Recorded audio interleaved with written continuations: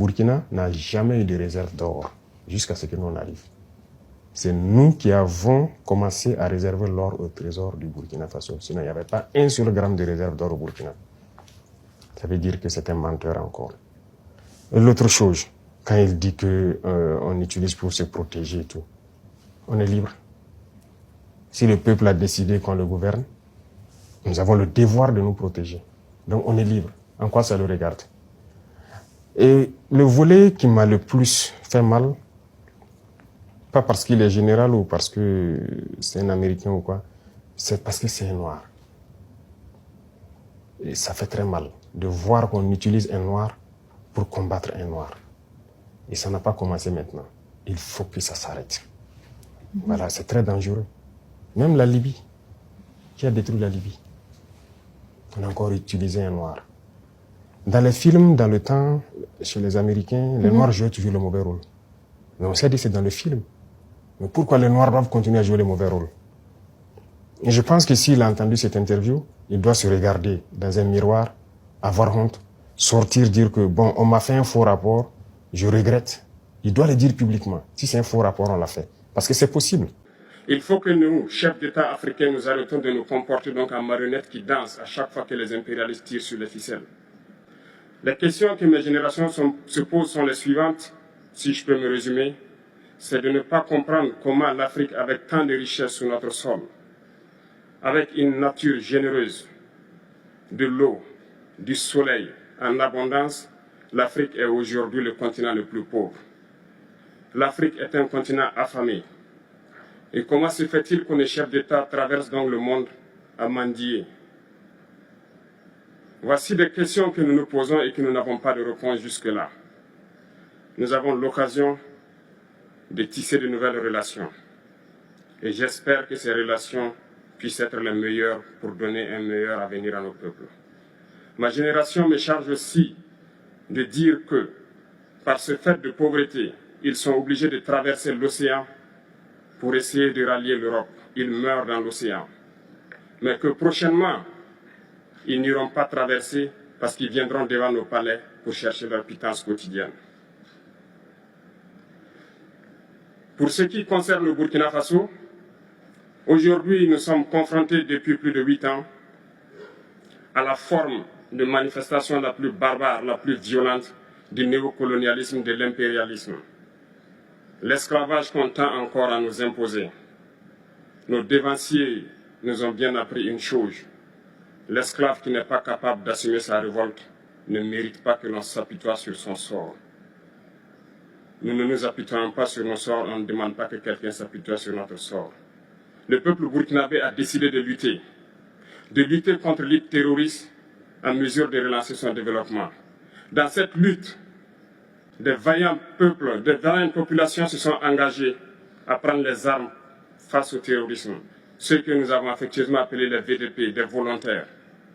Nous sommes surpris de voir les impérialistes traiter ces VDP de milices et de tout type. C'est décevant, parce qu'en Europe, lorsque des peuples prennent les armes pour défendre leur patrie, on les traite de patriotes. Nos grands-pères ont été déportés pour sauver l'Europe. Ce n'était pas avec leur consentement, contre leur gré. Et bien au retour, on se rappelle bien qu'à Tiaroy, lorsqu'ils ont voulu revendiquer leurs droits élémentaires, ils ont été massacrés. Cela ne fait rien donc. Lorsque nous, peuple, nous décidons de nous défendre, on nous traite de milices. Mais là n'est pas le problème.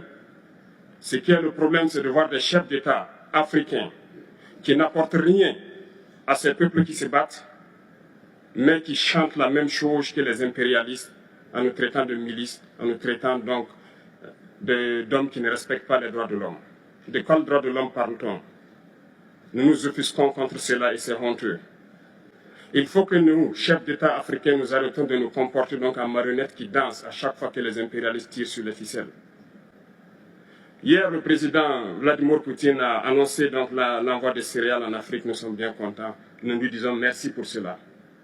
Mais aussi, c'est un message passé à nous, chefs d'État africains, parce qu'au prochain forum, nous ne devrons pas venir ici sans avoir assuré, pour ceux qui ne connaissent pas la guerre, l'autosuffisance alimentaire de nos peuples. Nous devons prendre l'expérience de ceux qui ont pu déjà atteindre cela en Afrique, tisser de bonnes relations ici et tisser de meilleures relations avec la Fédération de Russie pour pouvoir assouvir les besoins de nos populations. Je ne serai pas peut-être long, le temps imparti est très court. Nous sommes obligés de nous arrêter à un moment donné. Mais je voudrais terminer en disant que nous devons donc rendre hommage à nos peuples qui se battent. Gloire à nos peuples, dignité à nos peuples, victoire à nos peuples. La patrie ou la mort, nous vaincrons. Merci, camarades. Les enfants du Congo meurent depuis des années. Plusieurs autres conflits, tels au Soudan, existent sur le continent. Nous aurions aimé voir l'Union africaine générer les forces et toutes les stratégies nécessaires pour soutenir ces États pour qu'ils puissent retrouver la paix. Il y a trois mots, trois grands vices qu'il faut bannir de nos comportements et de notre vie. Je parle de la lâcheté, la traîtrise et l'incompétence. Il y a quelques jours de cela, un pays étranger à l'Afrique a annoncé ouvertement avoir soutenu et participé à une attaque lâche, terroriste et barbare contre des forces de notre confédération à Tinzaouaten. L'Union africaine n'a pipé aucun mot pour condamner cette ingérence d'un État extérieur à l'Afrique dans les affaires internes de nos États. Je souhaiterais qu'ils l'entendent et qu'ils sortent donc de leur silence et poser des actes pour que la jeunesse puisse croire en l'Union africaine. J'ai été désagréablement surpris lorsque l'Éthiopie, qui abrite donc le siège de l'Union africaine, vivait un conflit, et quand j'ai vu le Premier ministre se mettre en treillis et annoncer fermer l'université à Addis Abeba pour faire face à la menace, je n'ai pas vu l'action de l'Union africaine pour protéger ses sièges. Les États occidentaux, pour la plupart, voyaient Addis Abeba tomber, ont plié bagages et partir. L'Éthiopie s'est battue, a trouvé une solution interne et vit plus ou moins en paix aujourd'hui. Moi, ils n'aiment pas que je parle. On trouve que je parle trop et tout, pour que je me taise, pour que eux ils parlent et que leur version passe. Non. Moi, mon plus grand regret, c'est d'avoir passé une bonne partie de ma jeunesse à écouter des radios comme RFI, France 24. J'ai été dans des pays où ces radios étaient fermées. Mais on prenait des applications, on enregistre leur journal pour écouter. Mais à partir d'un moment, il y a un déclic. Je commence à comprendre qu'ils conditionnent nos cerveaux pour accepter ce qu'eux ils veulent. C'est leur narratif qu'ils veulent qu'on apprenne. Et depuis ce temps, moi je commence à faire la part des choses et j'ai compris que c'est très dangereux ce qu'ils font. Et aujourd'hui, plus que jamais, je me rends compte qu'ils ont conditionné l'esprit, surtout des Africains. Et l'histoire africaine aussi, ils ont tout manigancé pour faire passer les mensonges. Et ça fait que les jeunes Africains, certains ne connaissent même pas l'histoire de l'Afrique. Qu'est-ce que l'Afrique a fait? Certains ne savent même pas que nos grands-parents ont combattu, ont été mis à l'avant comme chair à canon. Et au retour, ils les ont tués comme des animaux. Est-ce que les gens savent que quand la France expérimentait sa première bombe atomique, ce sont des soldats noirs qu'ils ont mis à côté dans le rayon létal pour voir l'effet que ça fait? Sortons les archives. Tout ce qu'ils ont utilisé contre l'Afrique, c'est terrible. Et chaque fois, ils cherchent à envoyer des informations pour diviser, pour manipuler la jeunesse. Mais ça ne passe plus. Et tant qu'ils vont continuer de voir l'Africain comme ça, comme un sous-homme qui n'est pas capable de réfléchir, qui n'est pas capable d'innover, capable d'inventer, on ne pourra jamais être amis. Ils veulent. C'est simple. Je prendrai quelques exemples. Regardez à travers leurs films. Ils ont préparé l'esprit de leur peuple pour les faire comprendre qu'ils sont les meilleurs. C'est eux qui doivent tout posséder.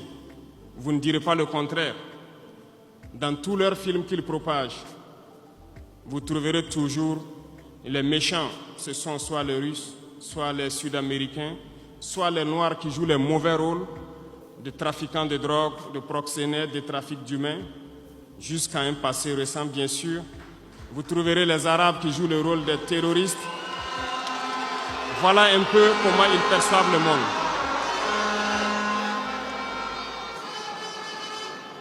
Quand je prends sur le volet économique, qui parmi nous n'a pas traité les produits chinois de produits Shintok, comme on aimait l'appeler, de mauvais produits? Mais aujourd'hui, j'ai pu vous dire qu'on a tout tort. Parce que la Chine est à un niveau de technologie assez avancé. Et c'est en Chine que la plupart de ces pays viennent s'approvisionner, mettre leur marque dessus et nous revendent comme étant leur propriété.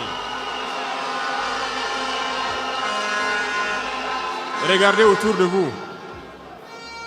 Nos entrepreneurs qui sont dans le BTP ne diront pas le contraire. Tous leurs engins aujourd'hui sont chinois. Ceux qui font le transport ne diront pas le contraire. Ils nous ont menti parce que nous avons fait le tour du monde un peu dans ces 20 mois pour chercher des entreprises, pour chercher des usines. Et nous avons compris que tout revenait là-bas. Mais par leur communication, ils nous ont amenés à détester tous les produits chinois, à vouloir nous faire comprendre que ce qui est bon venait de chez eux, pas forcément d'ailleurs. C'est simple. Remonter le temps. Pour mieux comprendre ce que je dirais, il faut remonter un peu le temps.